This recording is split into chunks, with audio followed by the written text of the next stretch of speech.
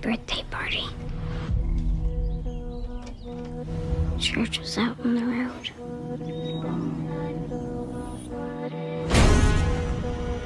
And everything went black. It's okay now. Are you back? Back from where? Hello, everyone. Welcome to the Youth Critic podcast. I am your host, Gail Smith, and today I'm going solo. Essentially, this is a React podcast, but we're kind of running a couple weeks late on a couple of these movies, or one of these movies. So just to get into it real quick, I saw Pet Sematary about a week and a half ago, and I didn't do a podcast then because I was in the middle of Atlanta Film Festival, which I will have more content on that very soon, but I wanted to get this out of the way since this was a little bit easier and I can do in like a few minutes time. And so, and then, you know, in the second half of this podcast, we will have a review for Hellboy. Anyway, so Pet Sematary is the new adaptation of Stephen King's very terrifying, very, bigly, discussed book, Pet Sematary. And I have not read the book, unfortunately. However, this is my first introduction to Pet Sematary anything, since I have not seen since I have not seen Pet Sematary from 1989, I think, and I have not seen its sequel either. So this was my first introduction to anything Pet Sematary, and this was so. If any of you remember my kind of review of it back in 2017, late 2017. I thought it was good, but not amazing. I thought it was a very standard, horror movie with jump scares, and relied kind of way too much on, the James Wan style of, holding till wah! And you get the jump scare, and there was a bunch of that for most of the 2 hour and 15-minute runtime. And on top of that, it was very much of a safer story than, what was ultimately depicted in the It novel. And honestly, I feel like Pet Sematary is kind of the same thing. Yes, Pet Sematary has a different end and a very, downer ending. However, the whole movie kind of feels, up until the last 5 minutes of the movie, feels very much, a safe, much more malign, it feels like it's trying very hard to balance Stephen King's kind of wackiness, since the novel apparently has a Wendigo monster attached to it, or within its storyline, but also try and ground the supernaturalness of Pet Sematary, which the book and the whole premise of this, of Pet Sematary is, you bury something in the woods and it comes back, and it comes back from the grave, and dead is always better, as the message is. Dead is sometimes dead is better. And this one, I feel like, maybe this should have been, fermented a little bit more, or maybe even more daring, because really until the ending, it feels very much like, okay, this is what I'm expecting, and, same kind of horror, and it feels even, a little bit safer.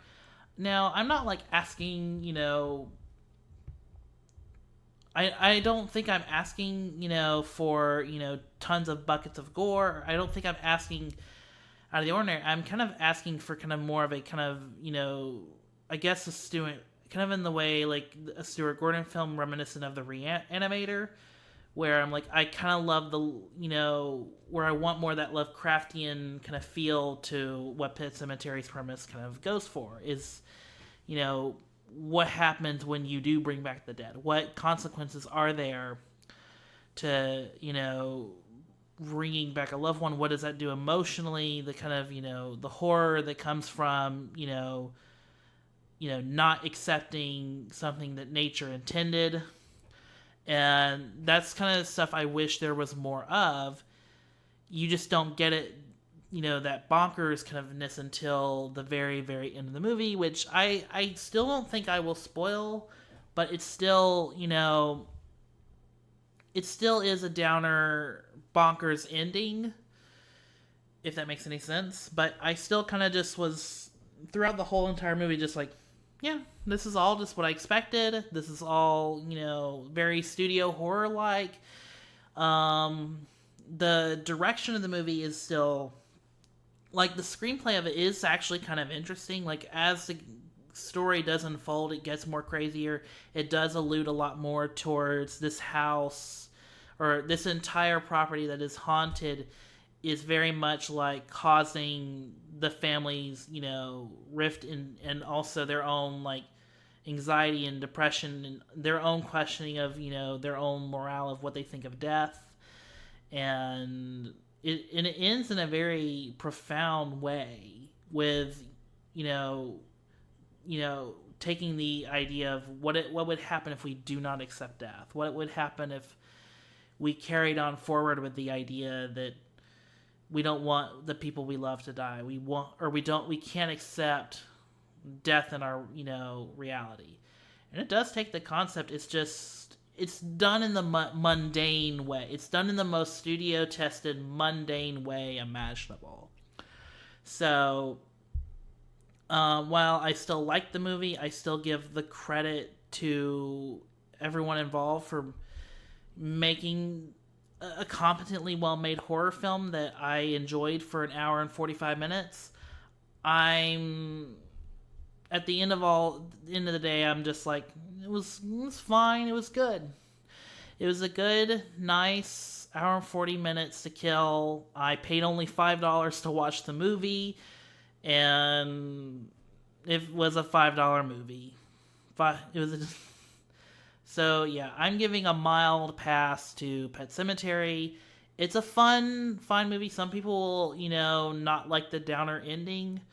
To me, the downer ending works because it works, towards the idea of what the movie is trying to say.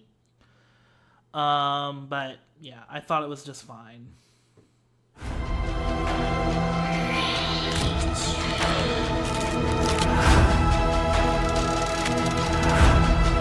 If you've done something, Lewis, it's not too late to undo it.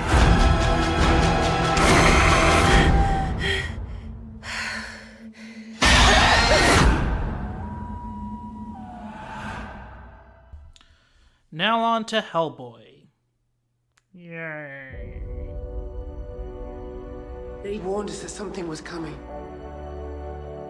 If there is ever an end in this forever war, it will be because of you and your strong right hand.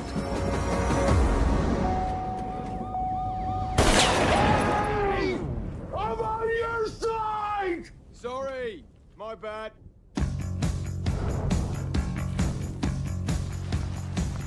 We're the line in the sand. We fight against the forces of darkness. This is it. We're expecting a sign that says secret headquarters. Oi, I need some ID, love. Are you serious? So, about 3 years ago, there was, about 3 or 4 years ago, there was a summit between Mike Mignola, the creator of Hellboy, Ron Perlman, the star of Guillermo del Toro's Hellboy movies, and of course Guillermo del Toro, to discuss the future of Hellboy and to see if there was any chance that a Hellboy 3 could ever, see the light of day, since Hellboy was not a huge hit, but it did, become a big DVD rental seller. in the mid 2000s when DVDs were at their height and when DVD sales really did matter. And then Hellboy 2 also bigger hit, but also did very well internationally, but was also kind of sandwiched into Will Smith's Hancock and of course Christopher Nolan's The Dark Knight when it came out in mid-July. So years and years later, this was but before Del Toro's Oscar win, they had a summit to see if there was any chance they could do a Hellboy 3, get it made and get it done in the way that, would be done on a budget, and also to see if there was any, way forward for them to go. However, and there was a way, Guillermo del Toro had a pitch for the third movie.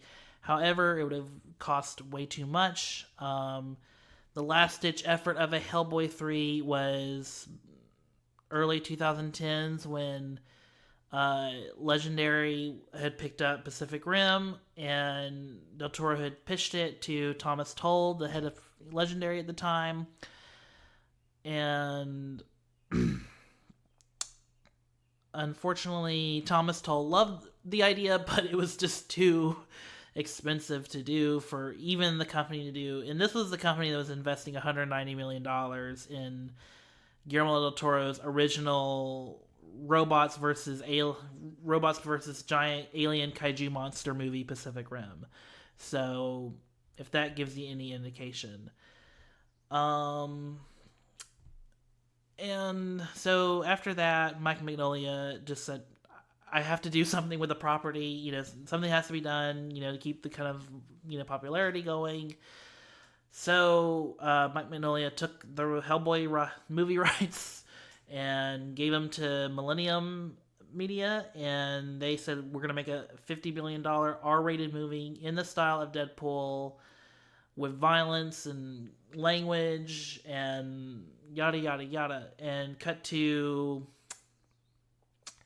April 2009, we are presented with Neil Marshall's Hellboy, and it's R-rated. Hellboy does say fuck and a bunch of other cuss words, and everybody else says a bunch of cuss words, and then there's a lot of blood, gore, intestines are spewing all over the screen.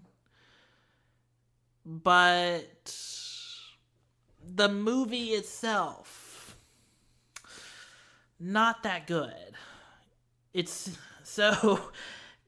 I think it's already been kind of clear that the new Hellboy movie isn't good at all. It's kind of a disaster. But in my opinion, it's not in a disaster in that it's not like Van Forstick, where Van Forstick was just kind of boring bad for the most part until like the last 10 minutes when they actually decided to do a fight scene at the end where it climaxed. Hellboy is the kind of bad where, it feels like everyone was excited by all the visuals, all the monsters they were going to create, all of the, gore and spectacle they were going to create, but they forgot to do a story. So at the last minute, they wrote the script just before production and then just went with what they got. And what we got is a movie that has an opening that really does nothing or really has nothing congruent to the story. It has characters, especially the main character, that doesn't really have an established want or need, which is a basic need for a movie, for any screenplay. And it has a villain that's also got, very boring goals and priorities. And despite that, you can tell Neil Marshall was having a lot of fun making this. I mean, much like what I said in Pet Sematary, there is a Lovecraftian kind of feel to these two movies. But it's all within the imagery, and that's pretty much it.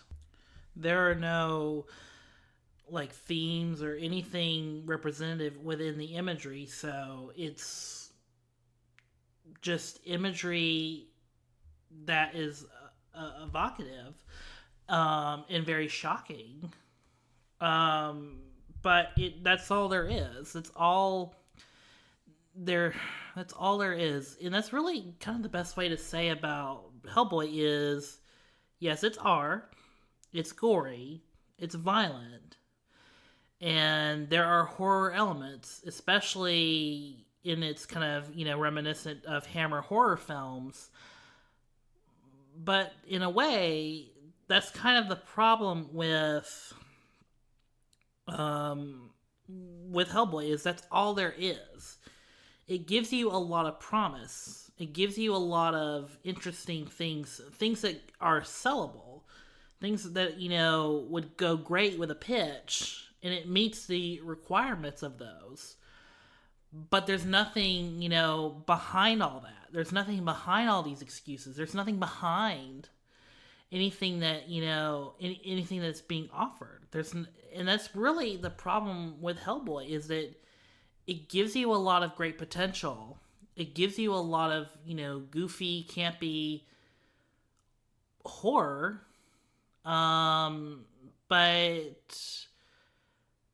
that's it. It's not fun.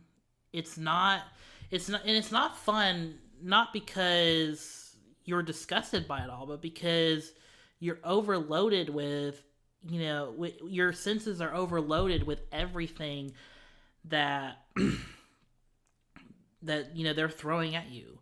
I mean, on top of, there's an extremely violent scene in the movie where Hellboy gets betrayed by these giant troll hunters, and then as they're electrocuting him, stabbing him, and very violently attacking Hellboy, you get this guitar, this loud, poorly mixed guitar riffs that are blaring in a theater. And so on top of the disturbing nature of it, your senses are overloaded with this overly loud guitar riffs, and I think that's kind of the whole thesis of the movie, is there's a lot of overdoing, a lot of overproduced. I mean, for a $50 million movie, to kind of, to go on the good side, it looks pretty good. For a $50 million, for what would be a $50 million movie, they have a lot of CGI, a lot of stuff that, normally you would think, oh my gosh, this must have cost $100 million. But no, it's, $50 million. And yeah, it doesn't look all that amazing, but it's still passable. All these creature designs, all these trolls, everything, you can tell, Neil Marshall, you can feel Neil Marshall through this whole movie. But normally in Neil Marshall's work, there is, a sense of story. There's a sense of, there's more going on than just, heavy visuals, the heavy metal aesthetic, or even the Lovecraftian part of it. So in a way, this feels like a massive disappointment if you're a Neil Marshall fan, or if you're just a film buff in general. This is an overall disappointment. And you just can't help watching the whole movie thinking, what would have been Hellboy 3? I know that's, not the right way to praise a movie, but I mean, that's really kind of the problem is, you guys made another Hellboy movie. Congratulations. Hellboy's in it. And David Harbour is doing his absolute best with what he's given. But at the end of the day, you're just so what was the point? There's nothing behind anything. You basically just made a $50 million movie that's trying to sell a franchise, but didn't, present anything other than, what was supposed to be a pitch. So it's not, honestly, I don't think Hellboy was that worth it. It is, to me, my least favorite movie of the year, probably my worst, or the worst movie I've seen this year.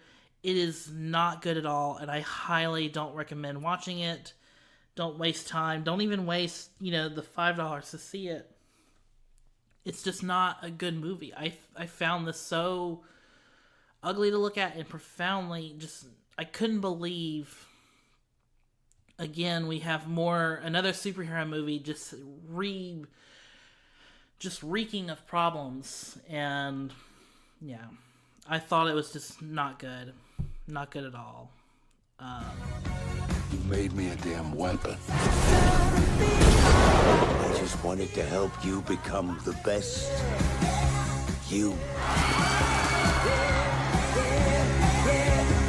Some dads get their kids Legos. Haven't we got to be saving the world or something?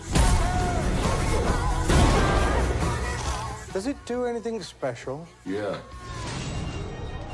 It smashes things real good.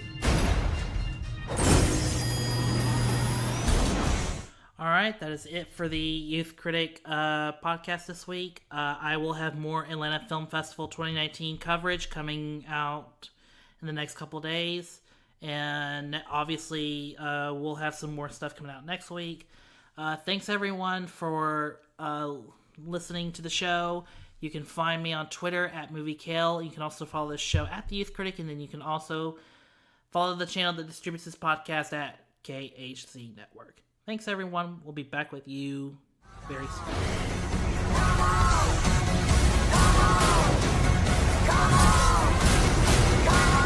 You are mankind's best and only hope. I thought we were supposed to be fighting monsters, not working with them.